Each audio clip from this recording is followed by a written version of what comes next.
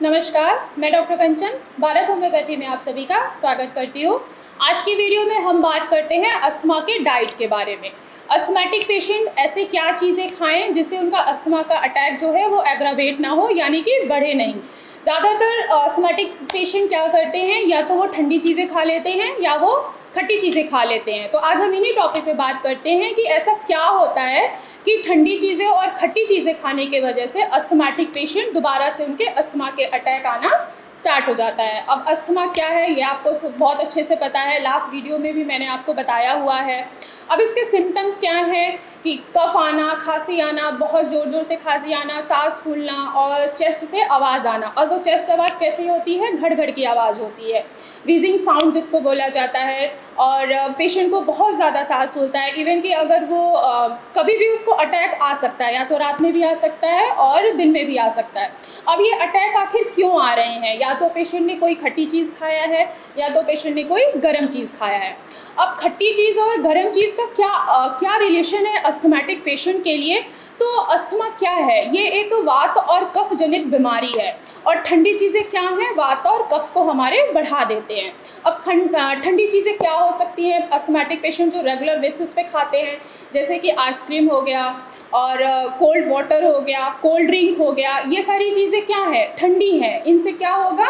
उनका वात जब बढ़ेगा तो ऑटोमेटिक कफ भी बढ़ना स्टार्ट हो जाता है। अब खट्टी चीज़ें कौन कौन सी आ सकती हैं? जितने भी खट्टे फ्रूट्स हैं, इवन कि कर्ड हो गया, या जितने भी खट्टे फ्रूट्स जैसे कि संतरा हो गया और लेमन हो गया, ये सारे क्या होते हैं? खट्टे होते हैं, जो कि हमारे वात और पित्त को वो बढ़ा देते हैं। जैसे ही वात और पित्त बढ़ता है वैसे ही अस्थमैटिक पेशेंट की कंप्लेन दोबारा से वापस आनी स्टार्ट हो जाती है। तो आपको ना ही खट्टी चीज़ें खानी है और ना ही आपको ठंडी चीज़ें खानी है।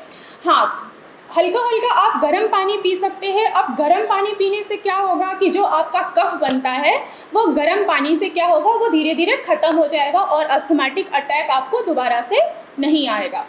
जैसे कि अभी मैंने आपको बताया कि अगर आपको कफ बन रहा है या आपको खांसी बहुत ज़्यादा आ रही है या अस्थमा के अटैक बहुत ज़्यादा बढ़ रहे हैं, तो अभी मैंने थोड़ी देर पहले आपको बताया कि आपको हल्का गर्म पानी पीना है, जिससे आपका म्यूकस क्या होगा, वो धीरे धीरे ख़त्म होता जाएगा और आपको कफ भी नहीं आएगा और अस्थमा के अटैक भी नहीं होंगे। और साथ में आप क्या कर सकते हैं? आप चाय भी ले सकते हैं, लेकिन इतना भी नहीं कि आपकी प्रॉब्लम को वो एग्रावेट करे, क्योंकि चाय लेने से भी एसिड हमारा बढ़ता है। तो आप अदरक वाली चाय ले सकते हैं, सिर्फ एक बार ही लें, उससे भी आपको काफ़ी कंफर्टेबल फील होगा। ठंडी चीज़ों से आपको बिल्कुल दूर होना है।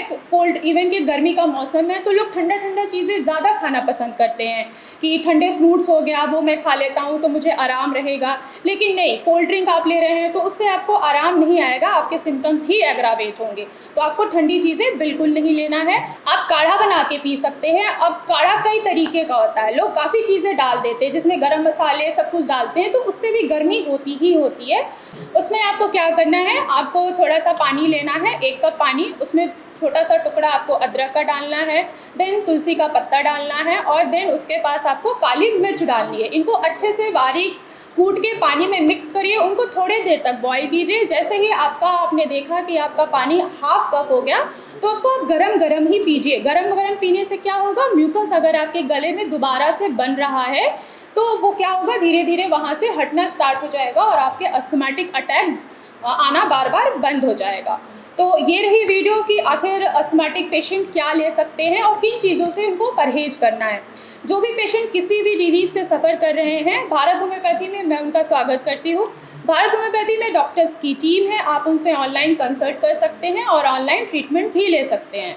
अगर आपको लगता है कि आप मुझसे ओपीडी में मिलना चाहते हैं तो फर्स्ट ऑफ ऑल आपको अपनी अपॉइंटमेंट फिक्स करानी होगी, देन आप मुझसे ओपीडी में भी मिल सकते हैं। तब तक के लिए धन्यवाद।